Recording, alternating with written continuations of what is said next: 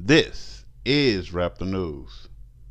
I woke up early in the morning and God put this on my heart. He told me to let go. He been telling me to let go. And he telling you in so many ways to let go of this world and let him do what he's doing. He is literally beating us off of this world, and we have to understand what's really going on. We're gonna go through verses that kind of like help us understand a little bit of what God is doing in this moment. In order for us to make it to the next phase, we have to lose this one, right? You have to let go of this body and everything that belongs to this world. You know, you have to detach yourself right now. I didn't say commit suicide for people that's out there that's extreme. Matthew 16:25.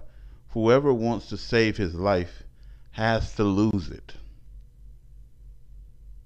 You can't hold on to this world and hold on to God at the same time. You have to put your trust in the Most High.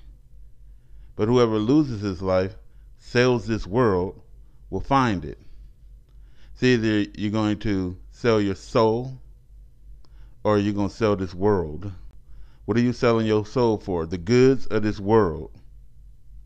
So in return, you have to sell this world to get the goods of the next world. Some people are looking forward to being in Jerusalem. Why? I will be looking forward to be in New Jerusalem. Why would I want anything of this world when I know this world is going down in fire? 1 John 2:15. Do not love the world or anything in the world. This is not the original place that God prepared for you. You were in heaven. You are on hell right now. You are one step from going below, which is the burning of eternal damnation. You are standing on top of lava and everything else, the underworld. You are not supposed to be loving nothing in this world. What did God say? Love God with all your heart, mind, and soul. That leaves room for nobody else. How do we love people then? We love them for the sake of the Most High God. We give to them for the sake of the Most High God. We cherish them and we nurture them for God's sake, His sake. So do not love the world or anything in the world. Love God with all your heart, mind, and soul. Romans 12:2. Do not be conformed to this world. Stop acting like these fools in this world. Stop trying to be cool. Stop wearing the name brand and all of this crap. Stop trying to show off for the next man who don't give a damn about you in the first damn place. I remember in school we always wore these name brand crap, and everybody has to have clean, straight, iron pressed clothes on, and you know, to show off for the next man. Your hair had to be done. I mean, it was just a fucking fashion show, man. And everybody just copied off everybody. Everybody was conforming, and I had to ask the question as a child, why do we conform like this? Why do I have to wear these certain shoes and this certain shirt to be anybody of importance? What if I don't want to be important in this world? Why do I need their approval? I can't stand people who need that pat on the head, the approval of the next man to say, yeah, you cool. Who are you to tell me what I am and what I'm not? I don't need your pat on the head. James 4:4. Do you not know that the friendship with the world is enemies with God? Enmity, enemies to God. Because the world is what? Going to hell in a handbasket. The world is what? In the hands of the devil. Who is ruling the world? The wicked. How you going to be a part of that and don't go to hell? You made yourself an enemy trying to copy off the Oscars and trying to copy off the fame and the fortune and all that. You want man to give you a reward. Again, you die right now. What you gonna take to God? Your college degree? You gonna show God your PhD? You gonna show God your thing, and then He gonna look at it and be impressed? God ain't impressed with nothing in this world. Why are you?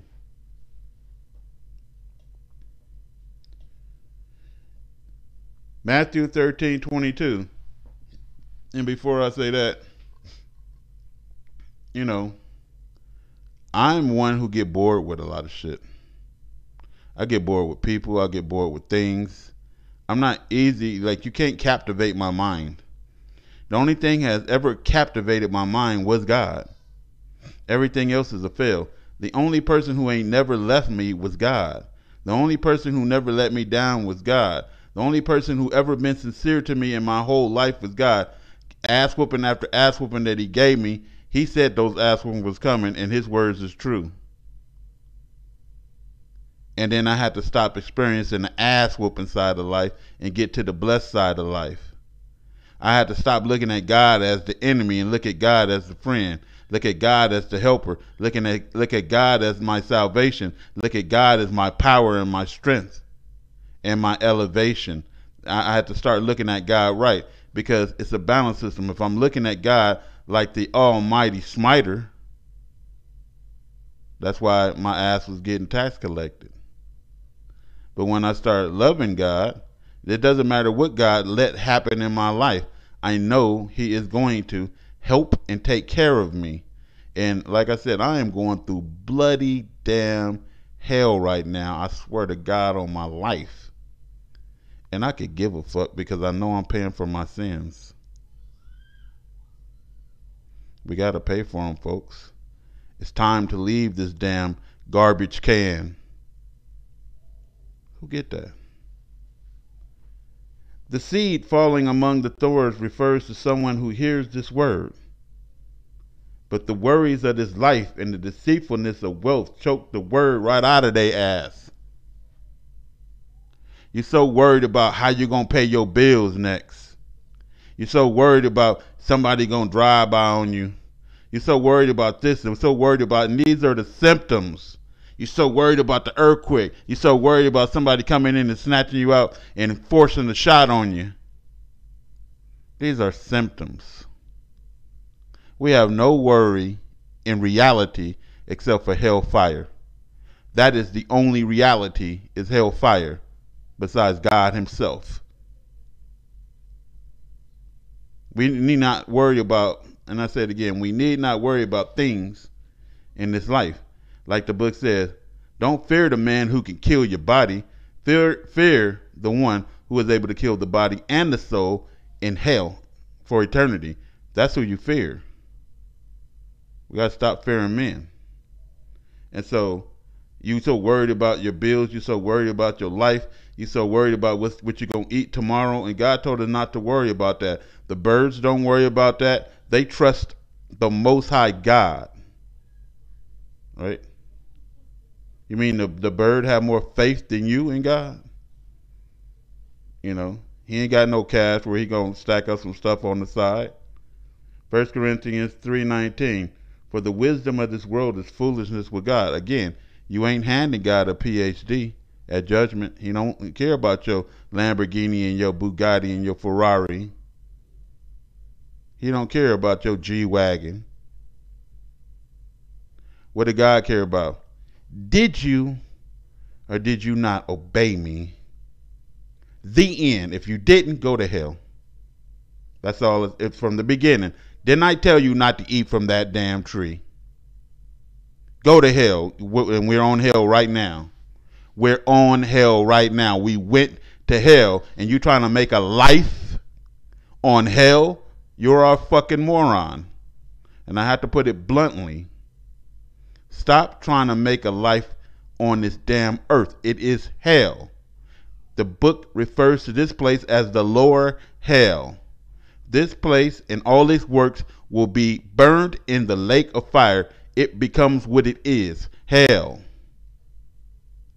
I had a dream that it was the end and lava was coming from the sky.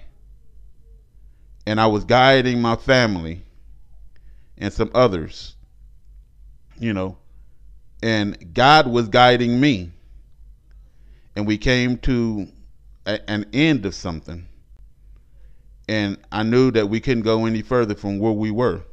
It was the end, and so they was like, okay, where do we go now? Nowhere. We stop here. Are you sure? Yeah, we can't go anywhere. And then the world starts shaking like hell, right? And rocking and rolling. On the inside, we were safe. I went outside to see how the outside was, and the little bitty sprinkles of lava, like, like a grief pop you or something like that, hit my arm. And I'm like, whoa, can't be out here. You got to be on the inside. That's your protection. The dogs and those without are outside, right? The fornicators, the adulteries, and all that, they on the outside, so you can't go outside. And that's outside of God's mercy, right? So anyway, the world was about to flip, and I knew it. So God says in the book that he's going to turn the earth upside down and its inhabitants. Before I read that, I had this dream that the world flipped, and I was like, everybody hold on. The world is about to flip, right? And so the world started to flip, to turn. And my baby fell. I told people this dream before. Out my wife's hand. My baby is grown now, but she fell out my wife's hand. And she was screaming, get the baby fell. And the baby is falling off of the world. Because the baby never had no attachment to the world. You got to understand what God is showing me. And then I was trying to hold on. My first thought was selfish. It was like, well, God did that. God took the baby, and, I can't get the baby or I'll die. And then my wife is still yelling, get the baby. I'm holding on to this concrete barrier, trying to hold on to this world. And then I just had a fuck it moment. Fuck it. And I dove off the world to save the baby. That's what God wants you to do. And I'm going to tell you what happened to finish the dream. The baby is falling, and I'm going down. There are people floating in the air. So this gravitational pull from this planet was, some people were floating, some people were falling, at the same time. And the people who were floating, I was asking them, did you guys see a baby falling? And it was like, yeah, that way. And I put my arms together, like they do in the movies, and your hands close to your side so you can fall faster. And I was falling fast, and then I saw the baby. And right before we hit whatever we was going to hit, I grabbed her, and I turned my body around in the air so that if we hit the ground, the impact, she would just go into me, right? So right before we hit the ground, it was this beautiful ocean and beautiful world. That was the New Jerusalem when we let go of that world. And my body floated upright with my daughter, and we landed in these warm living waters. And I was like, whoa. And I can look up and I see the earth up there, and I can see all the people still holding on, worried and scared. And we was down there in comfort. And I was like, you guys, you gotta let go of the world. And that's what I'm telling you now. You got to let go of the world. Let's keep it moving, Israel. Isaiah 57:13. When you cry, let your companies deliver you. Let your money deliver you. Let your penis deliver you. Let your boobs deliver you. Let your ass deliver you. Let all your friends deliver you. But the wind shall carry them all away. Vanity shall take them. But he who puts his trust in the Most High God shall possess the land and shall inherit my holy mountain. Just like God said, if you call on him, he ain't answering you in the last day if you didn't call on him in this life. If you're calling on Jesus in this life, God ain't answering you in the next. You never called on him. You don't know God. And everybody who forgot God, God says you become hell. Let people keep on calling on the wrong person. 1 Timothy 6:7, for we brought nothing into this world, and it is certain we can carry nothing out. Let go of this world and the cares of this world and put all your trust right now on the Most High God. You have to let go of this world, this banking system, this whole thing, and just trust God. This is Rap the News.